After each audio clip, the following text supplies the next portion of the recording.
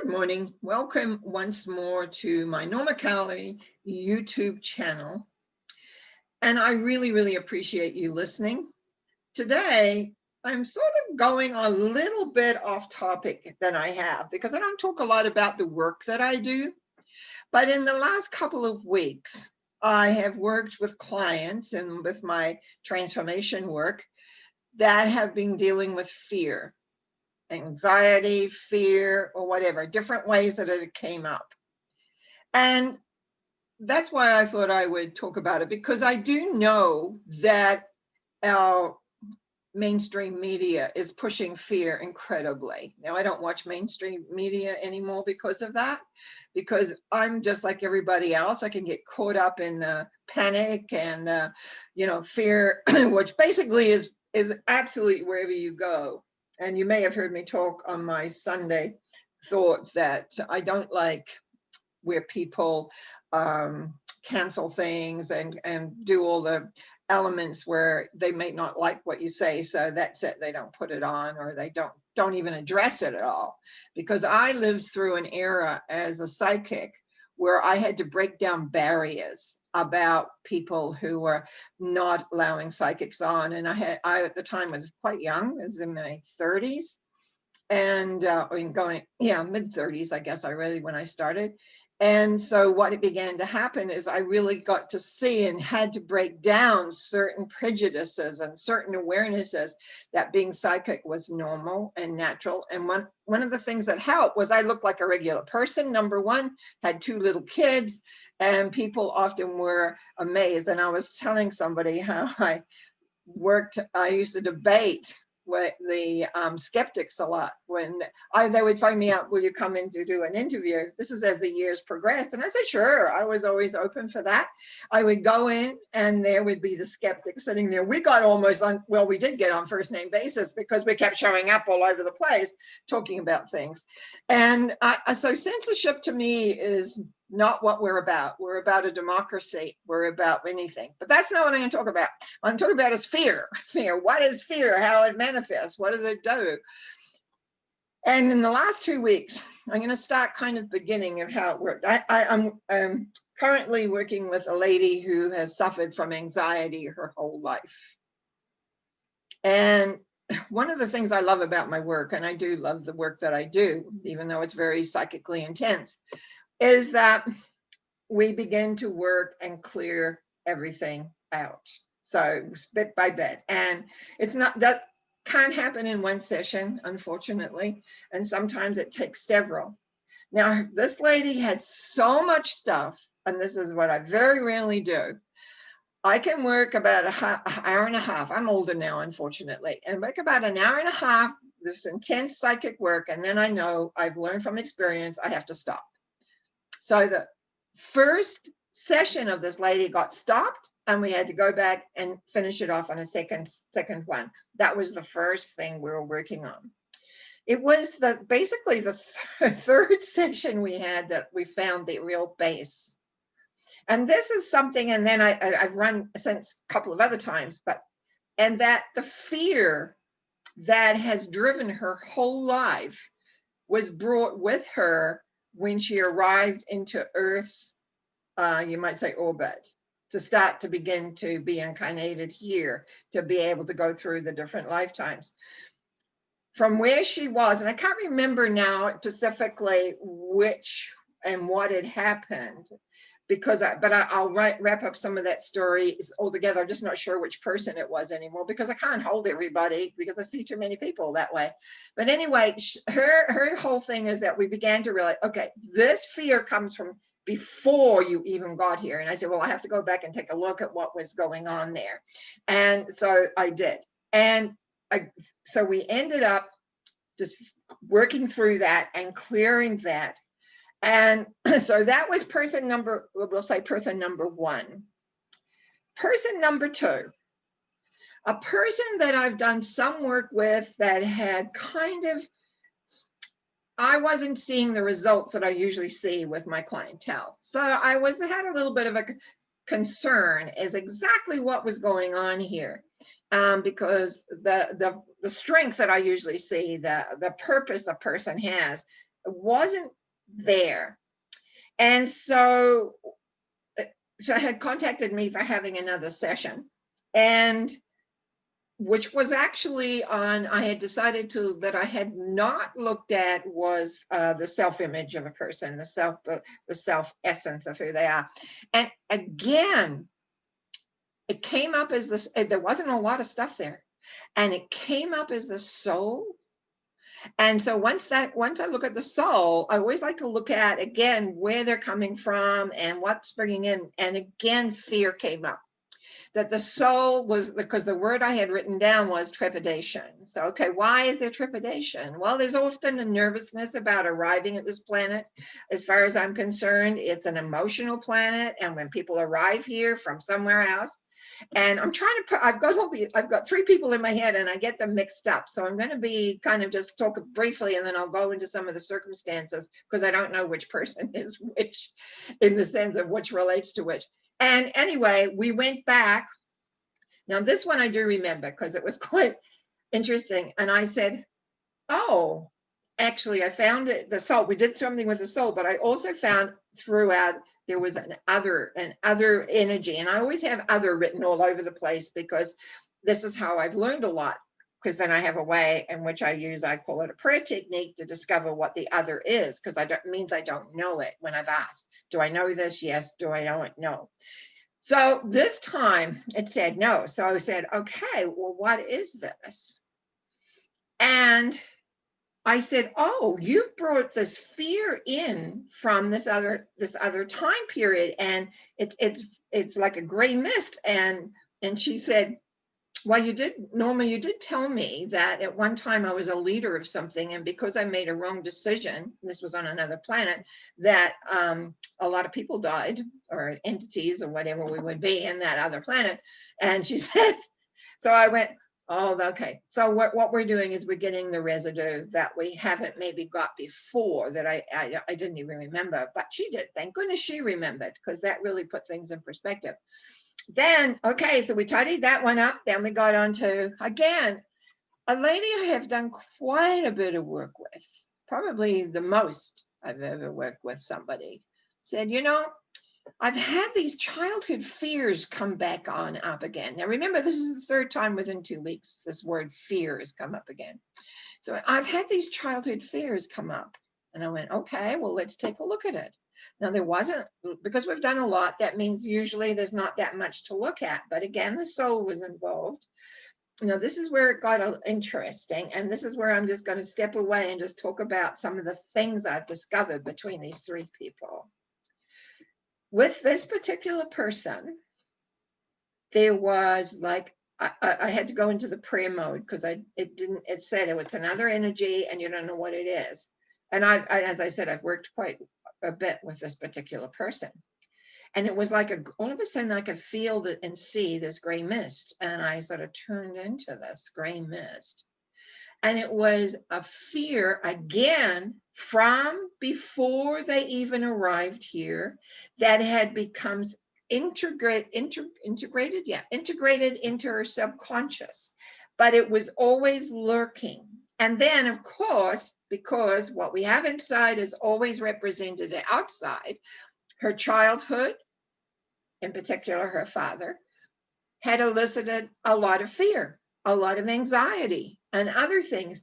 But you see, it hadn't manifest. And that's why she felt it as a child, but not so much as an adult, but it was still intimate there, actually, in reality. And so what was neat for me was I was able to get right into that subconscious and pull all those weeds out. That, you know how sometimes weeds have a bulb of earth sort of involved in the earth? I was able to pull that out, dispel that. And, well, I haven't heard back. But there's a couple of other things. As I said, I couldn't remember who was who. One of the things, now I'm a reference of the book Robes by Penny Kelly. I have to just digress a little bit here. I was doing some channeling a few years ago, and one of the people participating asked the guide, my guide, actually, who was just kind of finishing up things, which often they do. well, what, like, how do we get out of this earthy plane? How do we leave? And he told this story how the earth, every now and again, not a lot of the time, shakes. And in my mind, what I saw was like a dog comes out of the lake and shakes, and his fur and all the water spills off. And at that time of the shaking, souls are released, which probably isn't very good for the physical moment, but you are released and let go, and you can decide if you want to wait for, and that the earth basically turns into, like, regenerates itself. And it had, and the way it was told, he said it had done that. And all of us that were there that night, and there was quite a few of us, were quite impressed by this, in the sense that it was like nothing we'd ever heard of. Then that Christmas following, my son gave me the book Robes by Penny Kelly.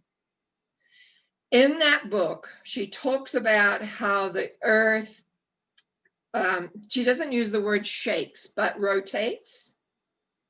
And in the rotation, souls are released. But also she goes into how the earth regenerates itself. Since then, excuse me, I have heard this before. So I was familiar with the earth regenerating externally, kind of like as we dig soil over, and as the soul goes over it. Now, in one of those, and I think it might have been the first person I talked about, the earth, the planet that they were on didn't do. Now I have to explain something else. Often I have run into planets exploding and people coming here or wherever they got to go, because I live on Earth, and I'm dealing with people here that have come here and brought that. I have a very interesting story about that, actually, when I first ran into that. This planet from where this gal came did the opposite. It imploded. It totally didn't explode.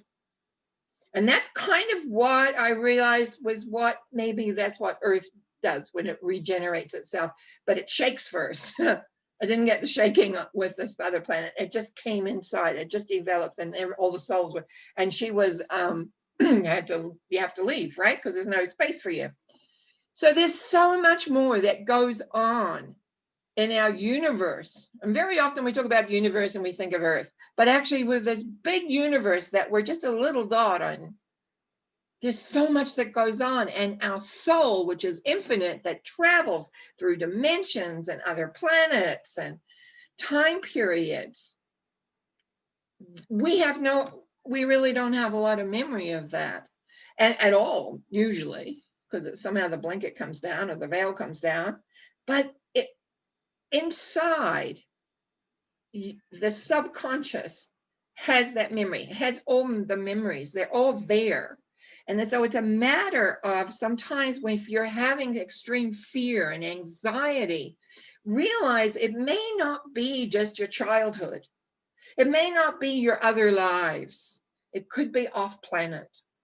It could have been coming from, you brought it. Yeah, yes, it's yours. You brought it with you. But if you're trying to find the core, very often you're not going to find it in what we would call traditional means. Like those were in 2 weeks, 3 times I was showing before they got here, this started. It made sense. Because not all planets are nice and sweet and beautiful. Some of them have just the same dissensions as we have, very similar, or a whole different type. And I have seen some planets that are very politically organized.